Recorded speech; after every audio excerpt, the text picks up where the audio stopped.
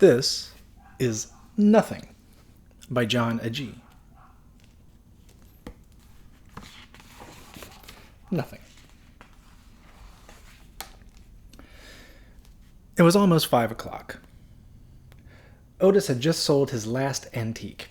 He was about to close up shop when another customer walked in. It was Susie Gump, the richest lady in town. "Goody, goody," she said. "Now what's for sale?" Otis looked around. Nothing. "Nothing," said Susie. "How much do you want for it?" Otis was baffled. "I have a lot of things," said Susie, "but I've never had nothing. I'll pay you $300. This is ridiculous, thought Otis. Then he remembered the words of his father. The customer is always right. Otis grabbed Nothing and carried it out to Susie's car. "Thank you," said Susie, and she handed him a check. Otis was stunned. So were the shopkeepers across the street. "How'd you do it?" said Wally. "Unbelievable," said Sam. $300 for nothing. That only happens in the movies." In fact, it happened again the very next day. Susie Gump was back. "Nothing is wonderful," she said. "I must have more." "But miss," said Otis, "I can't sell you nothing." "Very well," said Susie. "I'll find it somewhere else." Wally was waiting for her. "You're in luck, miss. I have the finest in nothing." Sam called from next door. "I have nothing imported. Nothing from Italy, nothing from China."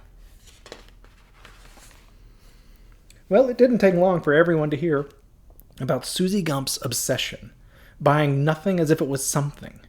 She was nuts, but then maybe there really was something to nothing. If so, there was only one way for people to find out. Soon the whole town was in a frenzy. Nothing sold like nothing before. People quickly ran out of space in order to make room for nothing.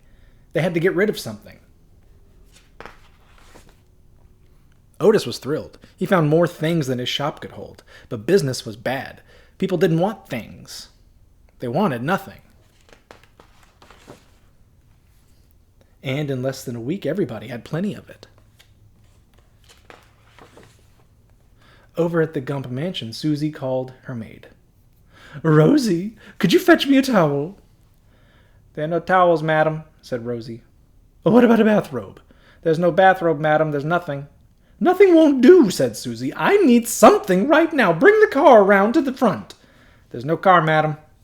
So, still wet, Susie climbed back into her clothes and walked into town.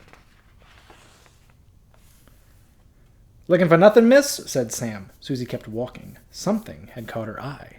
A familiar antique shop. "Oh, goody," she said, looking around the room. "What's for sale?" Everything," said Otis. Susie pulled out her checkbook. I'll take it." It was almost 5 o'clock when the last things were carted away. Otis's shop was empty again. He was just about to close up when another customer walked in. "Fantastic! What a super duper shop you've got here." It was Tubby Portobello, the richest man in town. "What's for sale?" Otis checked the clock. "Sorry, we're closed." The end. That was Nothing by Jon Agee.